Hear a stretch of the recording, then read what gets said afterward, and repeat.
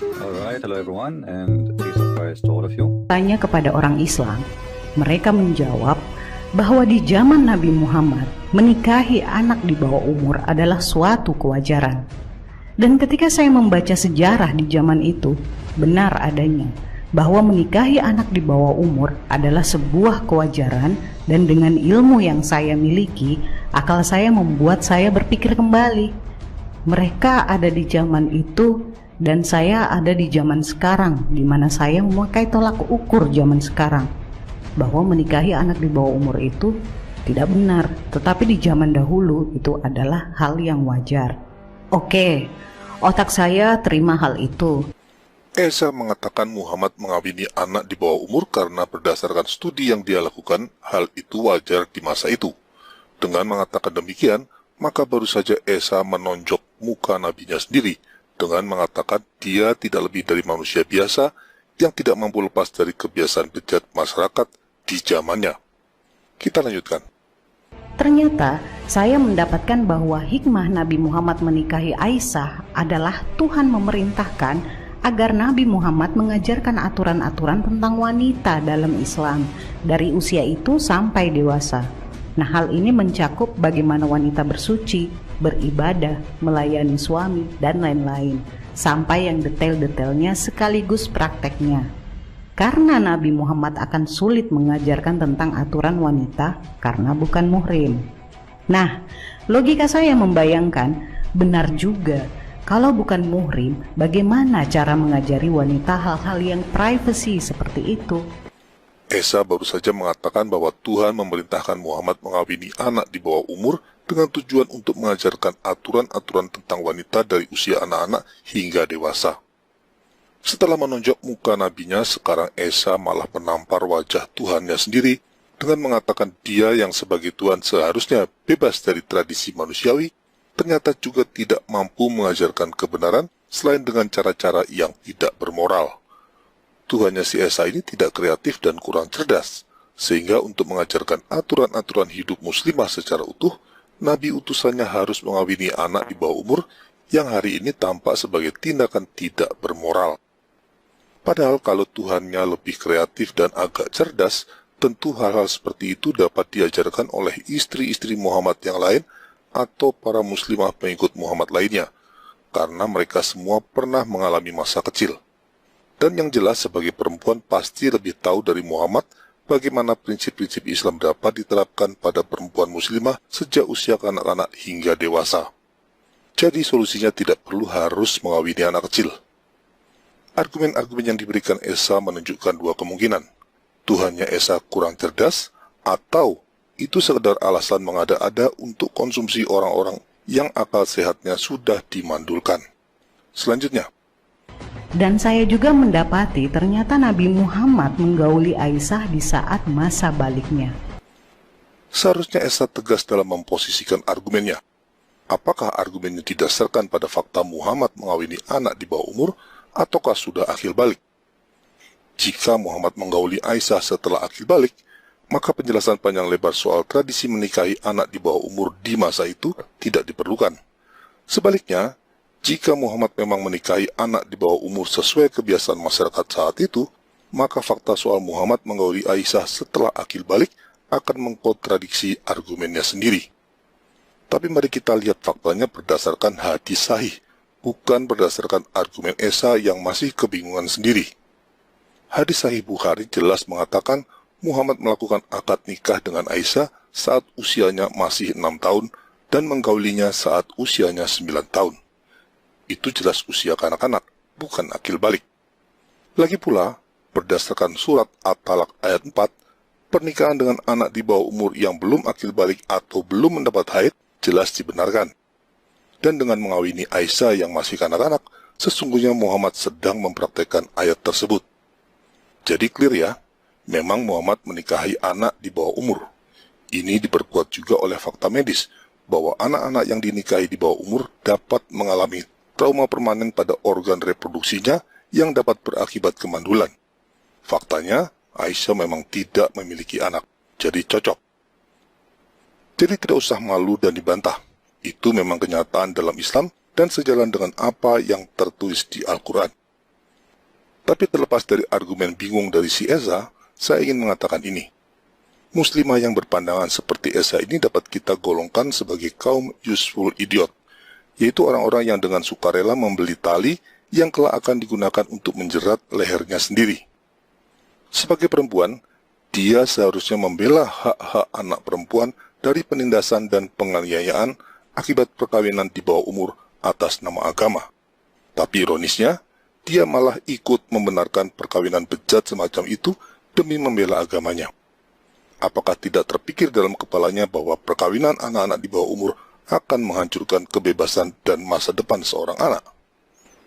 Bagaimana kalau anak kandungnya atau keponakannya yang masih imut dikawini orang berumur di atas 50 tahun dengan alasan mengikuti sunnah Nabi? Apakah dia rela? Saya yakin tidak.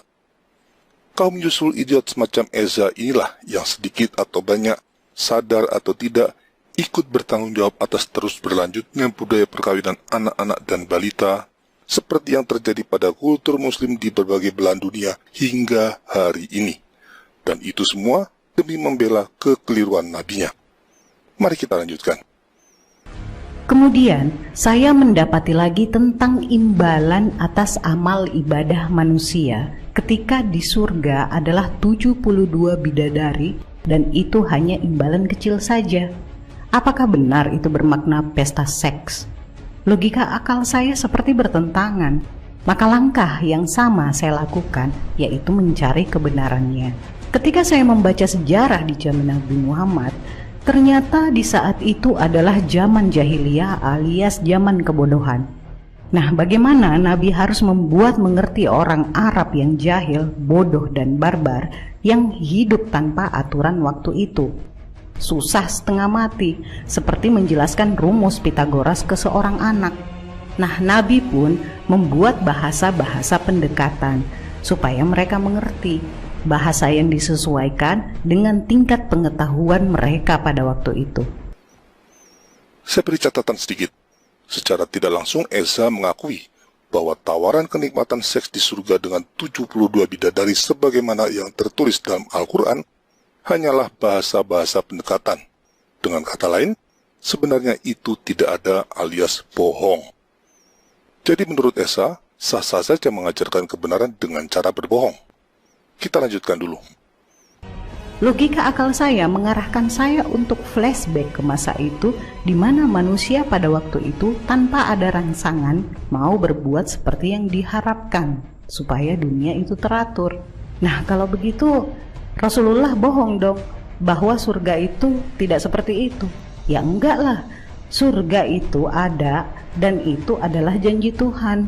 Yang dipakai hanya bahasa pendekatan saja supaya mereka mengerti.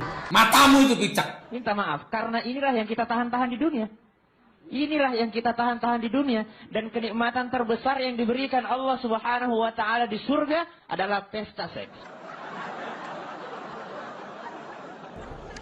Apa syarat poligami? Harus minta izin dengan istri? Tak ada. Saya ke sini, nikah saya sekali lagi sini, istri saya tak tahu, sah. Kemudian besok nanti malam ke Jakarta, Jakarta nikah sekali lagi, sah. Kemudian habis itu nanti kami ke Yogyakarta, pengajian di Jogja, nikah sekali lagi, sah. Yang kelima baru tak sah. Selama masih 4 sah. Jadi kalau mau tetap sah gimana? Ceraikan yang satu, nikah lagi, ceraikan satu, nikah lagi. Maka dia bisa terus. Itu namanya unlimited edition. Tapi kata Rasulullah, kesibukan para lelaki nanti di dalam surga adalah, malu saya menceritakannya nih. Mau terus? Kesibukan para lelaki yang masuk surga di surga adalah memecah perawan istri-istrinya. Perawan terus. Habis malam pertama dapatkan perawan istri, selesai dia perawan lagi. Gitu. Serius Pak. Bagusnya ibu-ibu gak ikut dengar pengajian ini. Ini khusus bapak-bapak. Kata Rasulullah, maaf ini hadisnya sahih, tolong baca nanti dalam kitab Tamasya ke Surga oleh Syekh Ibnul Qayyim Al-Jauziyah.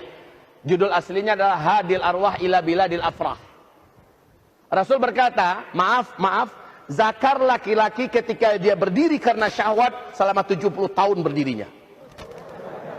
Yes. Ada ketidakkonsistenan dalam argumen Eza. Awalnya dia sudah menegaskan bahwa tawaran kenikmatan seks di surga dengan bidadari seperti yang dijanjikan Al-Quran itu tidak ada alias bohong. Tapi sekarang dia menolak itu sebagai kebohongan dengan cara mengalihkan pokok pembicaraan. Ya enggak lah, surga itu ada dan itu adalah janji Tuhan. Memang benar surga itu ada, tapi bukan itu masalahnya. Yang jadi masalah adalah tawaran kenikmatan seks dengan 72 bidadari itu sungguh-sungguh ada atau tidak. Ini yang tidak berani dijawabnya, karena jelas Esa sendiri sejak awal menganggap itu memang tidak ada alias bohong.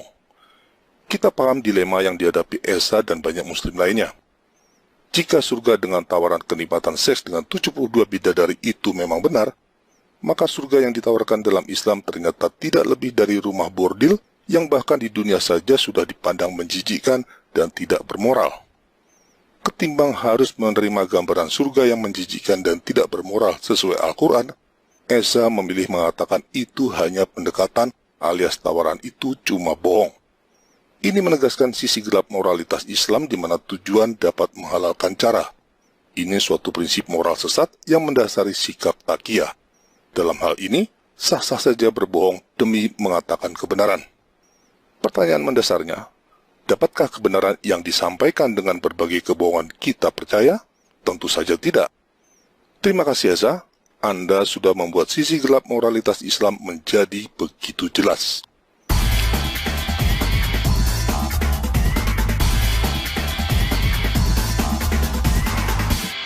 Muhammad had a child bride named Aisha. He married her when she was 6 or 7 years old, but she came down with some sort of illness that caused her hair to fall out.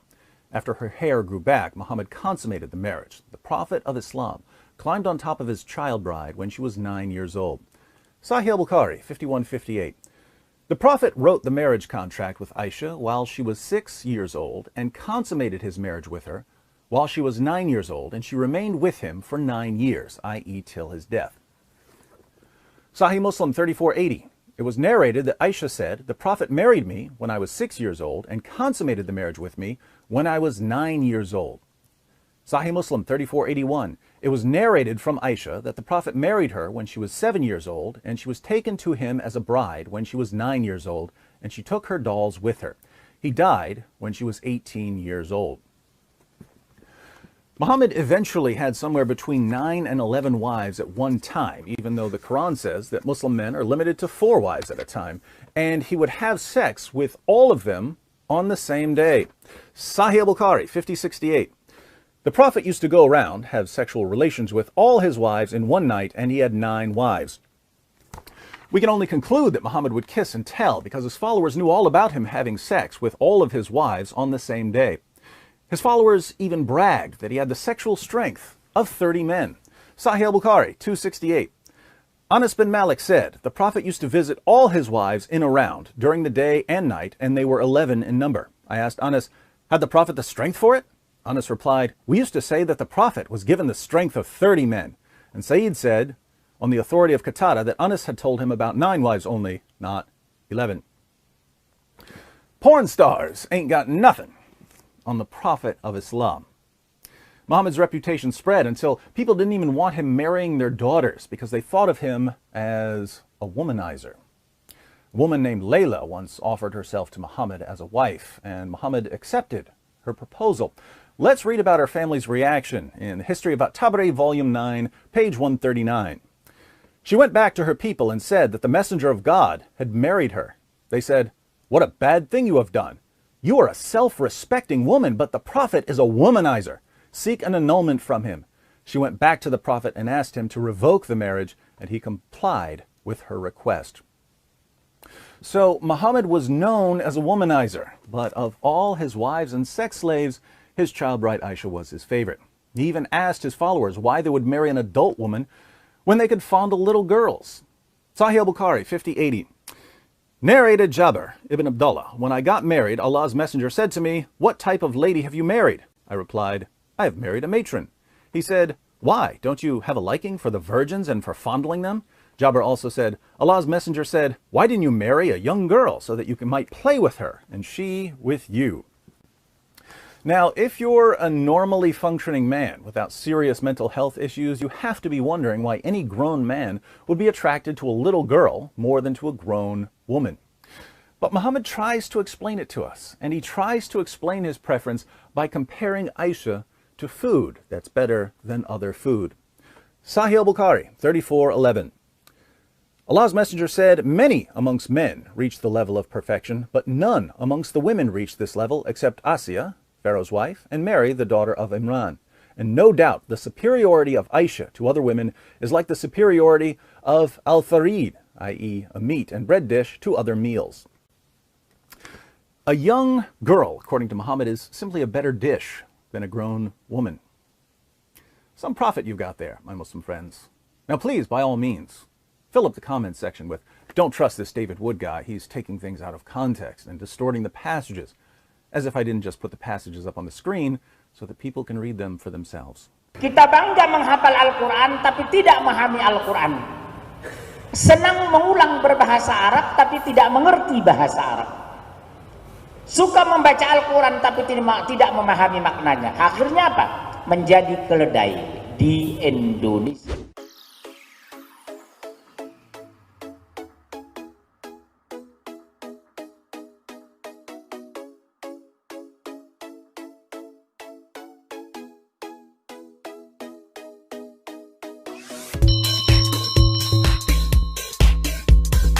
Alhamdulillah. Takbir. Takbir.